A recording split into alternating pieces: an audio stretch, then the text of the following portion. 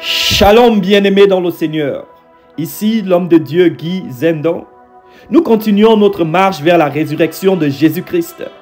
Alors que Jésus-Christ s'est donné à la croix en sacrifice pour nous, afin que nous soyons sauvés de toutes nos souillures et de tous nos péchés. Aujourd'hui, je vais parler de quelque chose de très important, non seulement dans la vie chrétienne, mais dans la vie en général. Je vais parler du sacrifice. Il n'y a rien de grand sans sacrifice.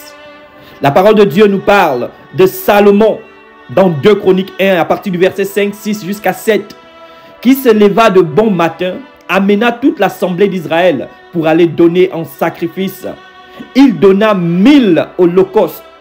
Et la parole de Dieu nous confirme que cette même nuit, l'Éternel lui apparut et demanda: demande-moi tout ce que tu veux. C'était provoqué par le sacrifice qu'il avait fait. La parole de Dieu nous parle dans Genèse 22 du sacrifice d'Abraham. Il a donné son propre fils unique et Dieu l'arrêta. Et c'est ainsi que Dieu dit: je bénirai ceux qui te béniront, je maudirai ceux qui te maudiront, je multiplierai le nombre de tes descendants. C'est parce qu'il a accepté de sacrifier son propre fils. Et parlons du plus grand sacrifice au monde, le sacrifice de Jésus-Christ qui s'est donné pour la multitude. Dans le livre de Philippiens 2 à partir du verset 9 et même bien avant, l'Éternel nous dit: c'est parce que Jésus-Christ s'est donné, il s'est humilié, qu'il a reçu le nom au-dessus de tout nom, quand au nom de Jésus-Christ tout genou fléchit et toute langue confesse.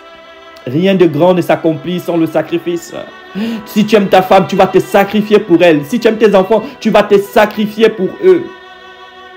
Tu ne peux pas vivre une vie d'exception sans sacrifice. Tu dois faire des exceptions. Tu dois te sacrifier pour accomplir ce que tu veux voir dans ta vie.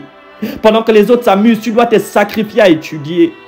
Pendant que les autres vont dans des boîtes de nuit, tu dois te sacrifier dans la sainteté, dans la pureté. Et c'est ainsi que tu verras la main de Dieu dans ta vie. Père éternel, nous te bénissons.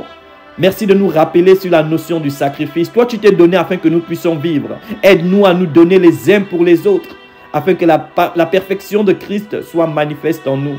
Nous te bénissons, Père éternel, parce que la vie chrétienne est un sacrifice. C'est aimer les autres comme toi tu nous as aimés. C'est se dépouiller afin que les autres puissent grandir. Père éternel, comme tu as fait avec Salomon, il a donné en sacrifice et tu l'as béni. Je prie pour toutes les personnes qui écouteront cet Dieu. Je prie pour moi-même, afin, Seigneur, que quand nous rentrons dans le sacrifice parfait, toi, tu nous bénisses et tu nous élèves. Nous te bénissons, Jésus-Christ, car en dehors de toi, il n'y a point de Dieu. Que ton nom soit élevé. Amen.